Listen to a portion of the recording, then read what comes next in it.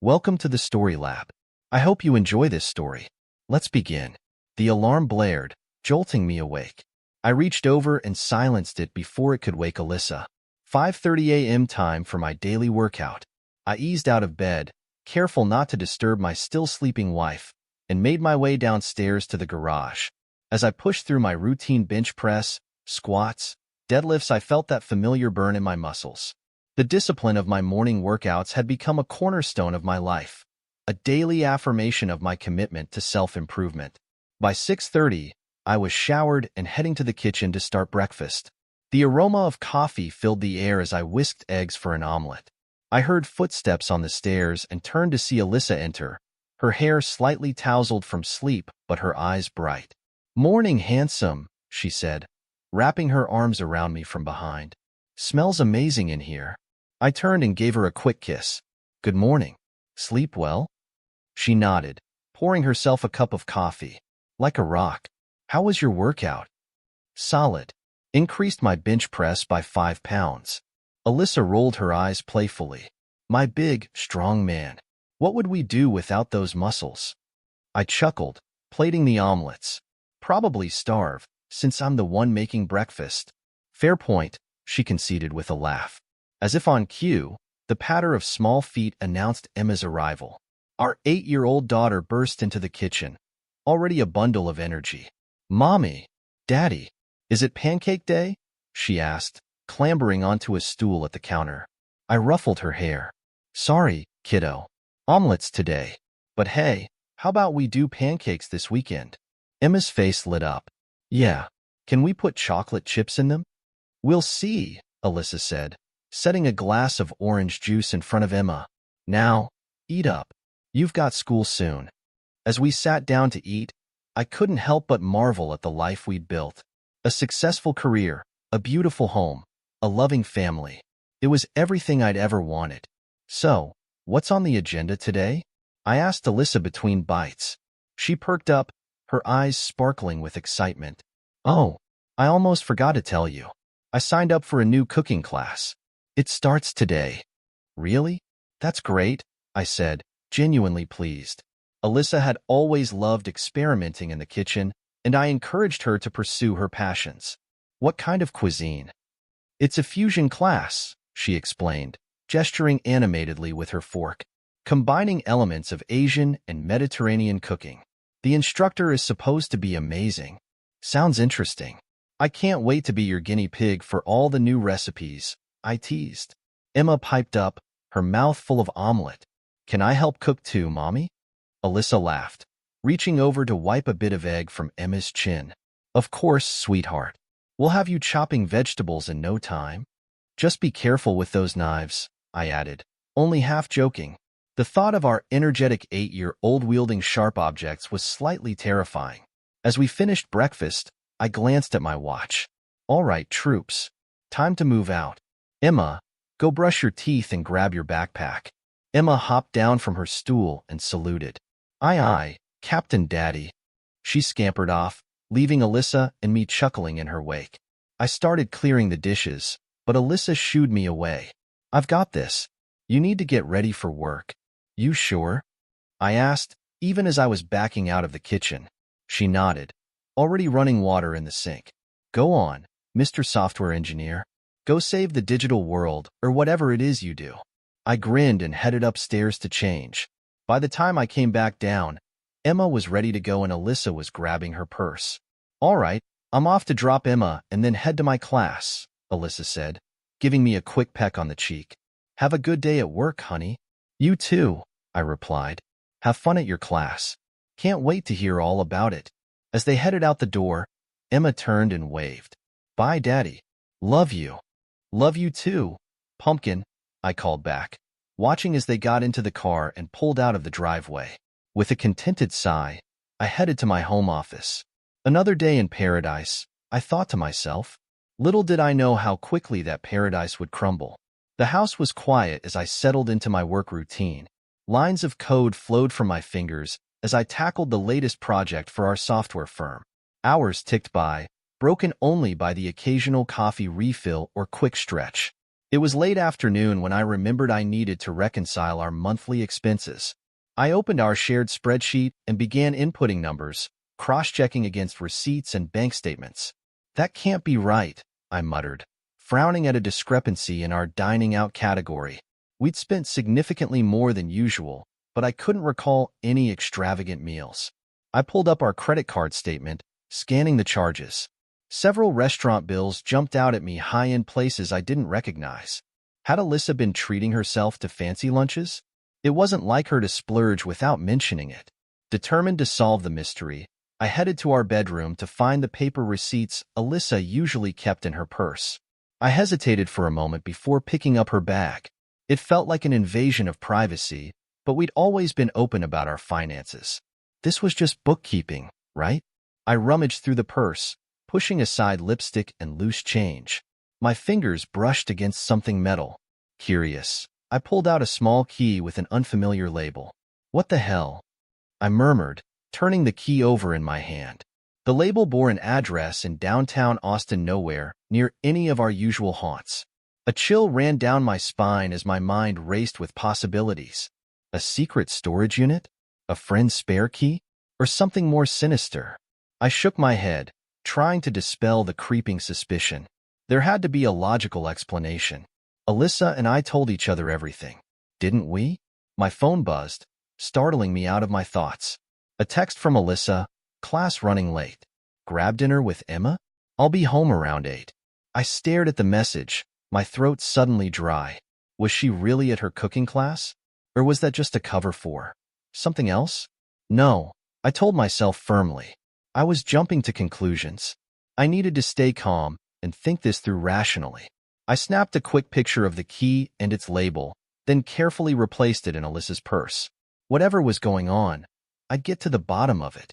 But I had to be smart about it. Daddy? Emma's voice called from downstairs. I'm hungry.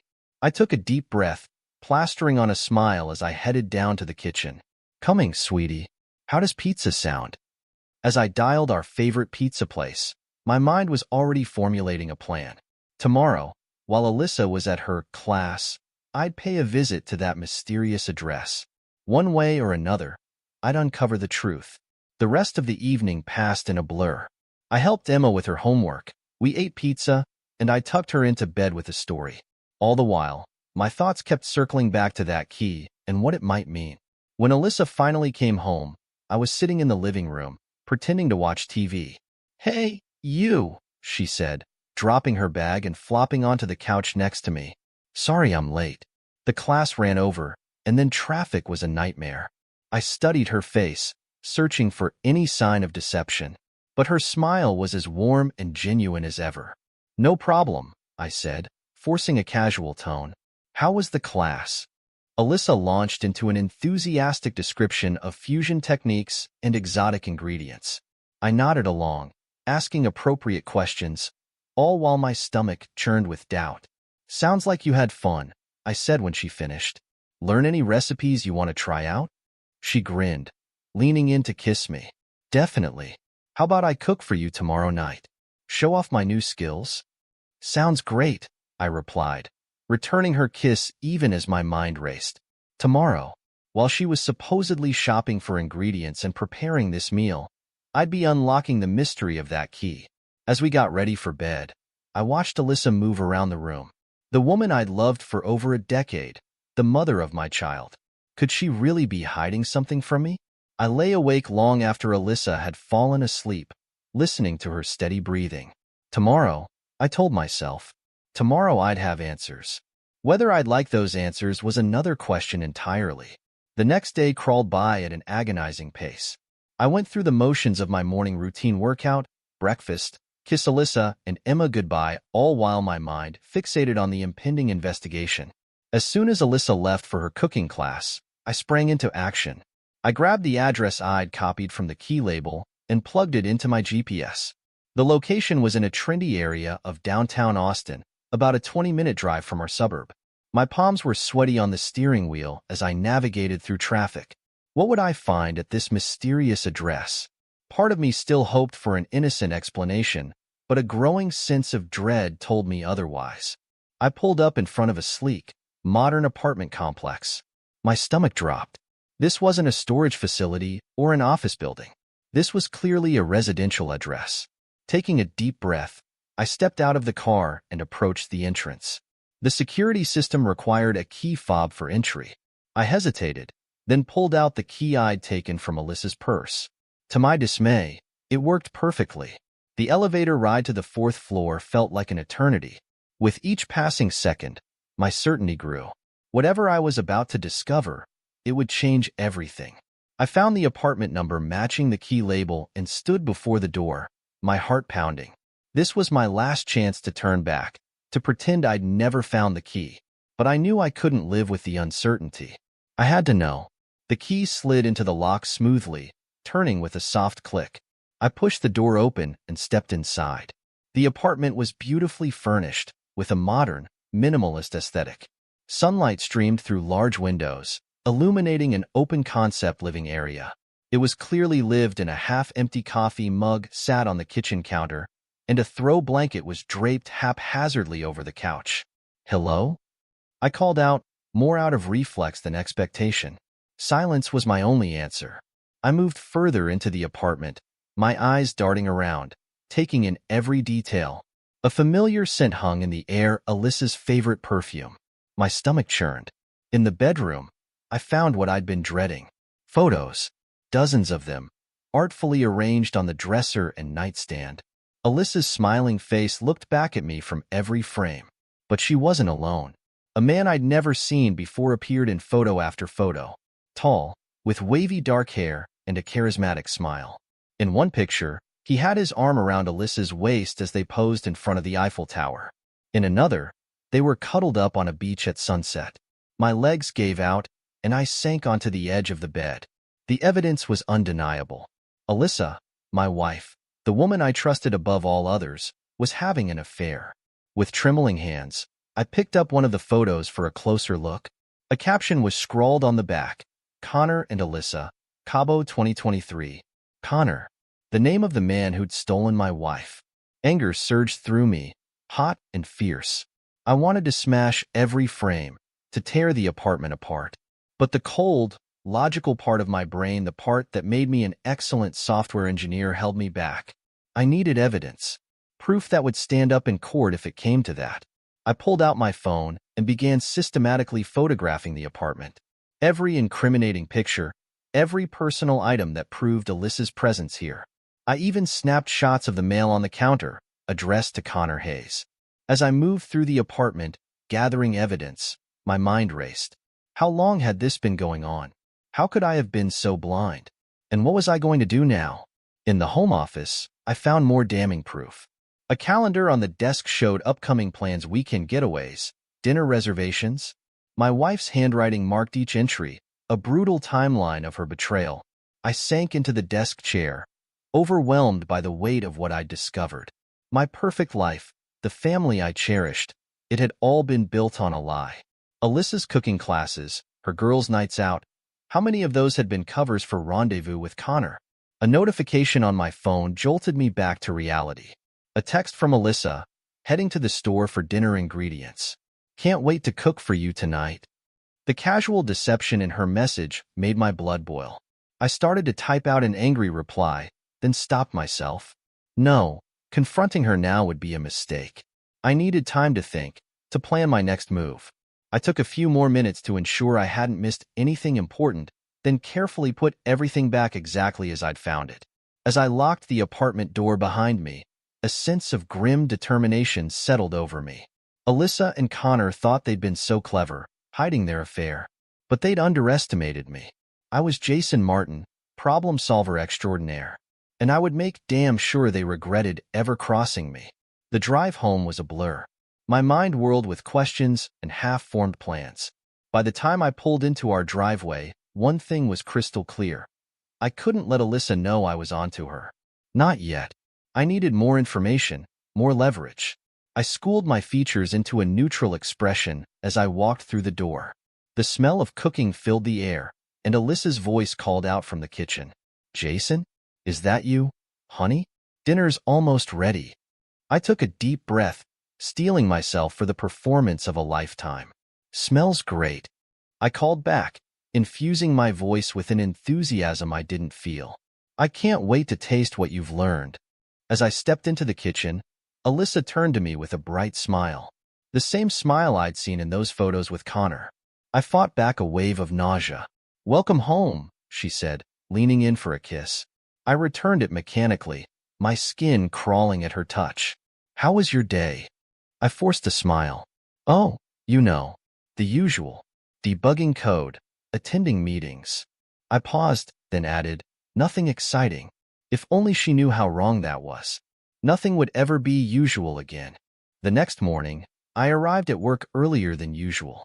My mind was racing, fueled by a mix of anger, betrayal, and determination. As I settled into my desk, my colleague Amanda walked by. "Jason? You're here early," she said, setting down her coffee mug. I forced a smile.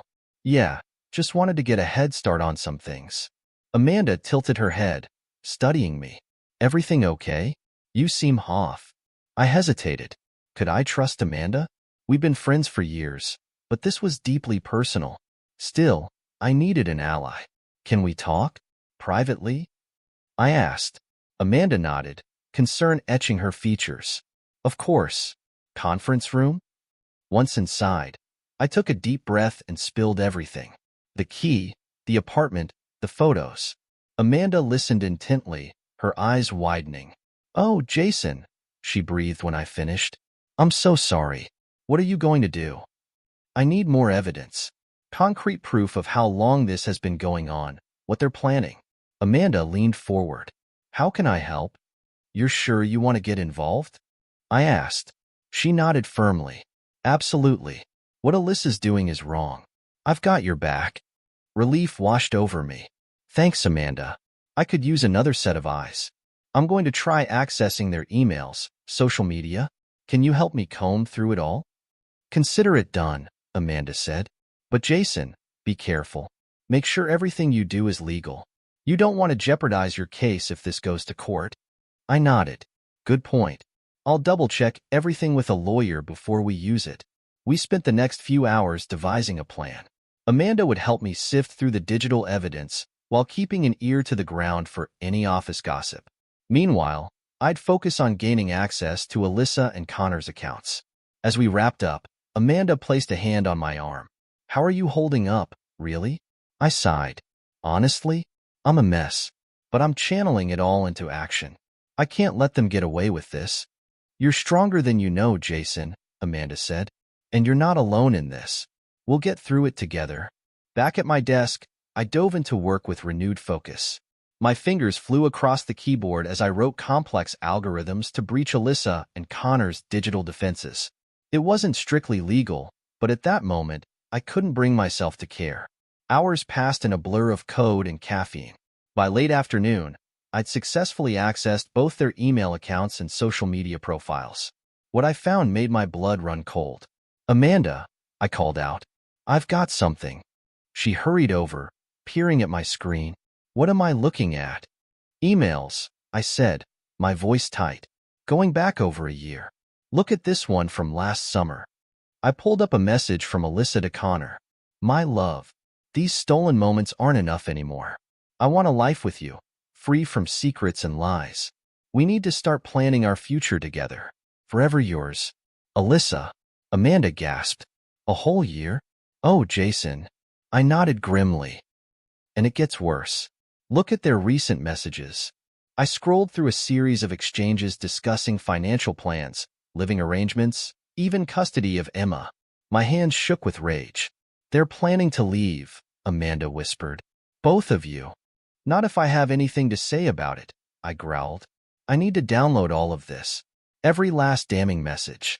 As I worked to save the evidence, Amanda kept watch. "Jason," she said suddenly, "what about your phone? If Alyssa's been this careless, maybe there's something there too." I paused, considering. "You're right. I'll need to check that at home. For now, let's focus on what we have here." By the time we finished, I had a comprehensive dossier of Alyssa and Connor's betrayal. Emails, photos, social media posts. All meticulously organized and time-stamped. "What's your next move?" Amanda asked as we prepared to leave. I took a deep breath. I need to watch them. Catch them in the act if I can. Then, I'm taking them down. Amanda nodded solemnly. Just be careful, okay? And call me if you need anything. Anytime. As I drove home, my mind whirled with plans. I'd install a tracking app on Alyssa's phone, set up surveillance at the apartment. Whatever it took to expose their lies. The next few days passed in a haze of secret surveillance and barely contained rage. I'd managed to install a tracking app on Alyssa's phone, using the pretext of a new security update for the family. Now, I watched and waited. It didn't take long. On Friday evening, Alyssa announced she was heading to her cooking class. I nodded, playing the role of supportive husband even as my stomach churned. Have fun, I said, kissing her cheek. Learn something delicious. As soon as she left, I pulled up the tracking app. Sure enough, her little blue dot was heading straight for Connor's apartment. I grabbed my keys, my heart pounding. Emma, I called out. Daddy needs to run a quick errand. You okay watching TV for a bit? Can I have ice cream? She asked, eyes glued to her cartoon. Just a small bowl, I conceded. I'll be back soon. The drive to Connor's apartment was a blur.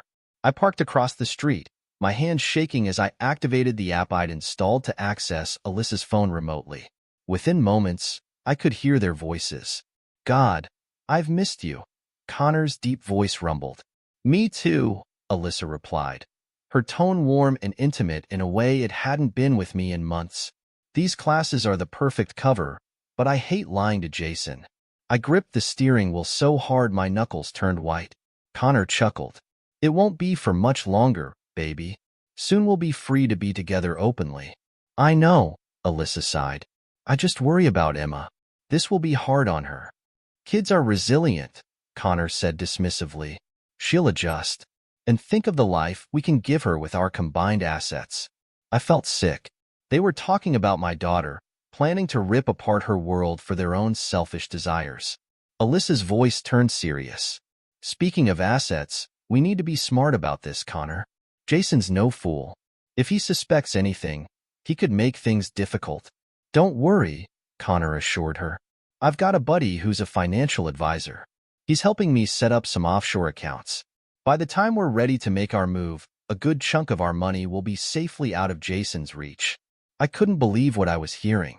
They weren't just planning to leave me. They were conspiring to steal from me, to rob Emma of her future. You're sure this is what you want? Connor asked softly. Once we do this, there's no going back. There was a pause, and I held my breath. I'm sure, Alyssa said firmly. I love you, Connor. I want a life with you, without all these lies and secrets.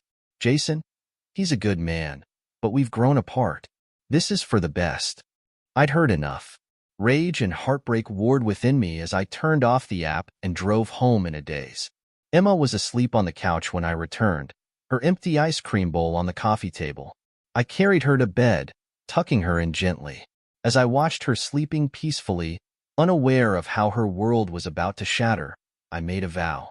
I won't let them hurt you, I whispered. I'll fight for us with everything I have. When Alyssa came home later, smelling of Connor's cologne, I pretended to be asleep. But my mind was racing, formulating a plan. Tomorrow, I'd start fighting back.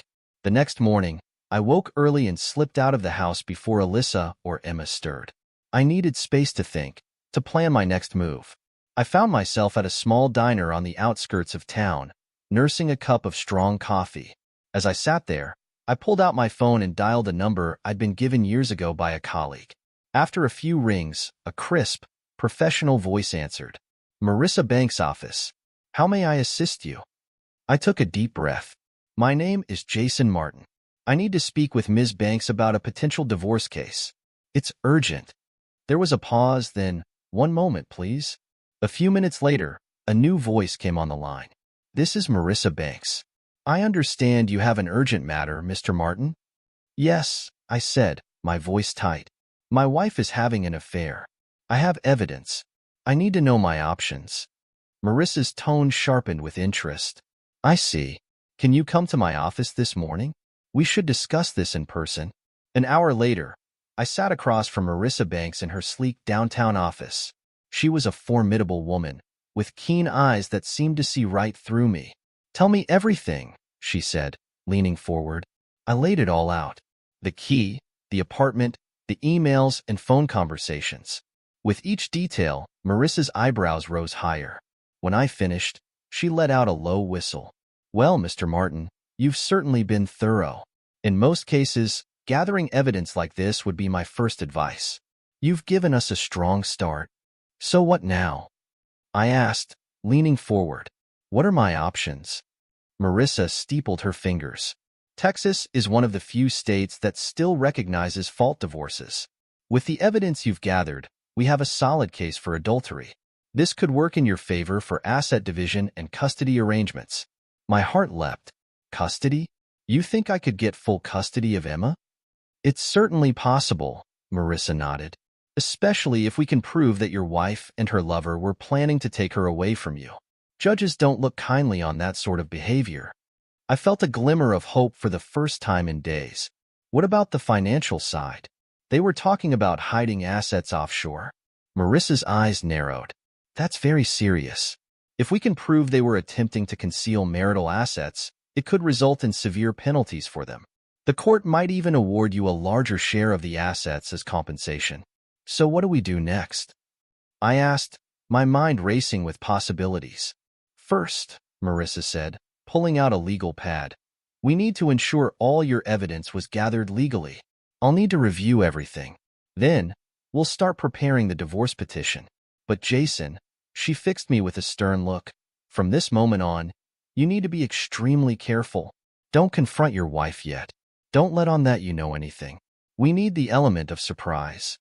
I nodded, feeling a mix of anticipation and dread. "I understand. When do we file?" "Give me a week to review everything and prepare the paperwork," Marissa said. "In the meantime, start quietly securing your personal assets. Open a new bank account in your name only. Make copies of all important documents. And most importantly, document every interaction with your wife and daughter." As I left Marissa's office, I felt a strange sense of calm. The path ahead would be difficult, but at least now I had a plan. I pulled out my phone and texted Amanda. "Meeting went well. Operation Takedown is a go." Her reply came seconds later. "Good. Whatever you need, I'm here." Over the next week, I threw myself into preparations. By day, I maintained the facade of normalcy at home and work. By night, I meticulously organized evidence, opened new accounts, and planned for every contingency. Alyssa seemed oblivious to the storm brewing. She continued her cooking classes, returning home with elaborate meals and guilty smiles. Each lie, each kiss tainted by betrayal, only fueled my determination. Finally, the day arrived. I sat in Marissa's office, pen hovering over the divorce petition. "Are you sure about this, Jason?" Marissa asked softly. "Once we file, there's no going back." I thought of Emma, of the life I'd thought we had, of Alyssa's callous plans to throw it all away. My jaw set with resolve. "I'm sure," I said and signed my name. Marissa nodded, a gleam of approval in her eyes. "All right then, let's go to war." The courthouse loomed before me, its imposing facade a fitting backdrop for the battle ahead. Marissa stood beside me, her briefcase clutched tightly in her hand. "Ready for this, Jason?" she asked, her voice steady and confident. I took a deep breath. "As ready as I'll ever be. Let's do this." We climbed the steps, pushing through the heavy doors into the bustling corridors. As we approached the courtroom, I spotted Alyssa and Connor huddled with their lawyer. Alyssa's eyes widened when she saw me, a flicker of fear crossing her face. "Jason," she called out, taking a step towards me. "Can we talk? Please." Marissa put a hand on my arm. "Remember what we discussed. No engagement." I nodded, brushing past Alyssa without a word. Her desperate plea followed me into the courtroom. "All rise," the bailiff announced as the judge entered. The proceedings began, a flurry of legal jargon and formalities. Then Marissa stood, her voice clear and commanding. "Your Honor, we're filing for divorce on the grounds of adultery. My client, Mr. Jason Martin, has irrefutable evidence of his wife's infidelity and conspiracy to deprive him of his assets and child. Alyssa's lawyer jumped up. Objection, Your Honor. These are baseless accusations. Baseless? Marissa countered, producing a thick folder. I have here emails, photos, and recorded conversations detailing Mrs. Martin's affair with Mr. Connor Hayes, as well as their plans to leave Mr. Martin and take their daughter, Emma. The judge peered over his glasses. These are serious allegations, Ms. Banks. How was this evidence obtained? All legally and ethically, Your Honor, Marissa assured him. Mr. Martin discovered the affair through a key found in his wife's purse. The digital evidence was obtained from shared devices and accounts, all of which Mr. Martin had legal access to. Alyssa's lawyer sputtered, Your Honor, this is a clear invasion of privacy. The judge held up a hand. I'll be the judge of that, counselor. Ms. Banks, please present your evidence. For the next hour, Marissa methodically laid out our case. Emails detailing Alyssa and Connor's rendezvous. Photos from the secret apartment. Recordings of their plans to hide assets and take Emma. I watched Alyssa's face crumple as each piece of evidence was presented. Connor sat stone-faced, his jaw clenched. When Marissa finished, the judge turned to Alyssa's lawyer. Does the defendant wish to present a counter-argument? Alyssa leaned in, whispering frantically to her lawyer. He stood, looking defeated. Your Honor, in light of the evidence presented, my client wishes to change her plea. She admits to the affair, but contests the allegations of asset hiding and child alienation. The judge nodded. Very well. Given the evidence and the defendant's partial admission, I'm prepared to make my ruling. This court grants the divorce on the grounds of adultery. Mr. Martin will retain primary custody of the minor child, Emma Martin. As for asset division, I held my breath as the judge detailed the financial settlement. When he finished, I couldn't believe my ears. Not only had I been awarded full custody of Emma, but I'd also retained the majority of our marital assets. This court is adjourned, the judge announced, banging his gavel. As we stood to leave, Alyssa rushed over, tears streaming down her face. Jason, please, she begged. You can't take Emma from me. I'm her mother. I turned to her, my voice cold. You should have thought of that before you decided to throw our family away. You made your choice, Alyssa. Now you have to live with it. As we left the courthouse, Marissa smiled. Congratulations, Jason. You won. I nodded, feeling a mix of relief and sadness. Yeah, I guess I did. But it doesn't feel like a victory. Marissa squeezed my shoulder.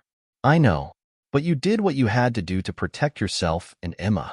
The hard part's over now. If only that were true. As I was about to discover, the fight was far from over.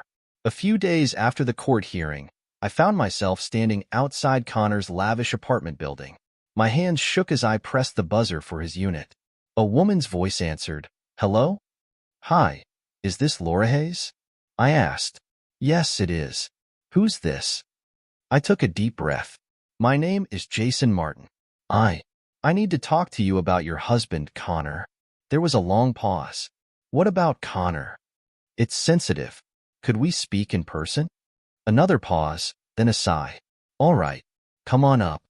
Laura answered the door, her expression wary. She was pretty, with kind eyes that reminded me of Alyssa when we first met. Mr. Martin? Please, come in. I stepped inside, taking in the expensive furnishings. Thank you for seeing me, Mrs. Hayes. I'm sorry to intrude like this. Laura gestured to the couch. What's this about? Is Connor in some kind of trouble? I sat down, my heart heavy. Mrs. Hayes. Laura, there's no easy way to say this. Your husband has been having an affair with my wife, Alyssa. Laura's face went pale. What? No, that's not possible. Connor would never. I pulled out my phone, bringing up the photos I'd taken in the secret apartment. I'm so sorry, but it's true. They've been seeing each other for over a year. Laura's hands shook as she took the phone, scrolling through the damning images. Oh my God, she whispered. How did you find out? I told her everything, from finding the key to the court hearing. With each revelation, Laura seemed to crumple further into herself. I can't believe this, she said, her voice trembling. We've been trying for a baby. He said he was working late all those nights. My heart ached for her. I know how you feel. I thought Alyssa and I had the perfect marriage. Laura looked up at me, her eyes filled with tears and anger. What are you going to do now? I've already done it, I said. Alyssa and I are divorced. I have custody of our daughter. But I thought you deserved to know the truth about Connor. Laura nodded, straightening her shoulders. Thank you for telling me, Mr. Martin. I need some time to process this. As I stood to leave, Laura called out, Jason? I'm sorry for what Alyssa did to you. You didn't deserve that. I gave her a sad smile. Neither did you, Laura. Take care of yourself. As I left Connor's building, my phone buzzed with a text from Amanda. Jason, you need to see this. Connor's on a rampage. I quickly called her back. What's going on? Amanda's voice was tense. He's at the office, telling everyone you're a psycho who hacked his accounts and framed him. He's saying you abused Alyssa and that's why she left you. My blood boiled. That lying piece of... I know, Amanda cut in. Don't worry, no one's buying it. We all know you. But Jason, be careful. Connor seems unstable. I thanked her and hung up, my mind racing. Connor was trying to destroy my reputation, my career. But I had one last card to play. I pulled out my phone again, dialing Marissa's number. Jason? What's wrong? She answered. Marissa, I need your help. It's time to end this once and for all. The key turned smoothly in the lock of the now familiar apartment. I pushed the door open, stepping into the place where my marriage had unraveled. Jason? Alyssa's voice called out, surprised and fearful. What are you doing here? I moved into the living room, where Alyssa and Connor sat on the couch, looking like deer caught in headlights. Sit down, I said, my voice cold. We need to talk. Connor jumped up, his face red with anger. You've got some nerve coming here, Martin. I'll call the cops. Sit down, I repeated, fixing him with a glare. Unless you want me to call Laura and tell her where to find you. That shut him up. He sank back onto the couch, exchanging a panicked look with Alyssa. I remained standing, looking down at the two people who had betrayed me so completely. I'm only going to say this once, I began. Your pathetic attempts to smear my name end now. Connor, you're going to retract every lie you've told about me at work. Alyssa, you're going to tell your friends and family the truth about why our marriage ended. Alyssa's eyes filled with tears. Jason, please. We never meant to hurt you. I held up a hand, cutting her off. Save it. I'm not interested in your excuses or apologies. I'm here to make sure you understand the consequences of your actions. I turned to Connor. Your wife knows everything. I showed her the evidence myself. She's probably talking to a divorce lawyer as we speak. Connor's face drained of color. You son of a... As for you, Alyssa, I continued, ignoring Connor's outburst. You've lost your husband, your daughter, and half your friends. Was it worth it? Alyssa broke down, sobbing into her hands. Connor put an arm around her, glaring at me. You've made your point, Jason. Now get out. I shook my head. Not quite. I want you both to understand something. Every lie you've told, every scheme you've plotted, it's all backfired. You thought you could outsmart me, that you could steal my life and walk away clean. But you underestimated me. I pulled out my phone, showing them the screen. I've got a restraining order here, prohibiting both of you from coming near me, Emma, or our home. I've also filed a complaint with the real estate board about your unethical behavior, Connor. Your career is over. Connor lunged at me, but I sidestepped easily. Touch me, and I'll add assault to the charges. He backed off, his hands clenched into fists. I looked at Alyssa, feeling a twinge of the love we once shared. I want you to remember this moment, Alyssa. Remember how it feels to lose everything you cared about, because that's what you did to me. With that, I turned and walked out of the apartment, closing the door on that chapter of my life. As I stepped out onto the street, I felt a weight lift from my shoulders. It was over. I had one. My phone buzzed with a text from Emma. Dad, when are you coming home? I miss you. I smiled, feeling a surge of love for my daughter. On my way, sweetheart. How about we get ice cream? As I drove home, I reflected on the journey that had brought me here. The pain, the betrayal, the fight to reclaim my life.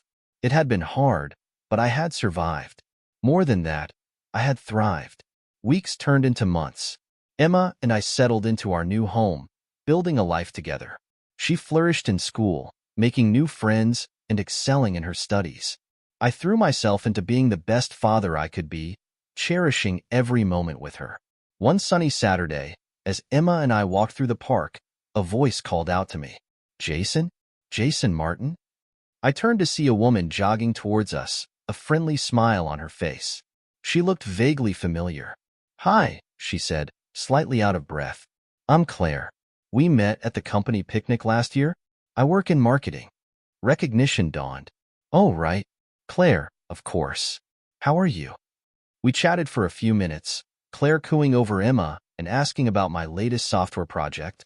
As she prepared to continue her jog, she hesitated. "Listen, Jason, I heard about what happened with Alyssa. I'm really sorry you had to go through that." I nodded, appreciating her kindness. "Thank you. It was tough, but Emma and I are doing well now." Claire smiled. "I'm glad to hear that. You know, if you ever want to grab coffee sometime, catch up properly." I found myself smiling back. "I'd like that, Claire. Here, let me give you my number." As Claire jogged away, Emma tugged on my hand. "Dad, is she your new girlfriend?" I laughed, ruffling her hair. "No, pumpkin. Just a friend. But who knows? Maybe someday." That evening, as Emma slept peacefully in her room, I stood on our balcony, watching the sun set over Austin. I thought about how far I'd come, about the strength I'd found within myself. My phone buzzed with a text from Claire. "Coffee tomorrow, smiley face." I smiled, feeling a flutter of excitement. Life had thrown me a curveball, but I'd come out stronger. With Emma by my side and new possibilities on the horizon, I was ready for whatever came next. The future was bright, and this time, I'd face it with my eyes wide open. This is where our story comes to an end.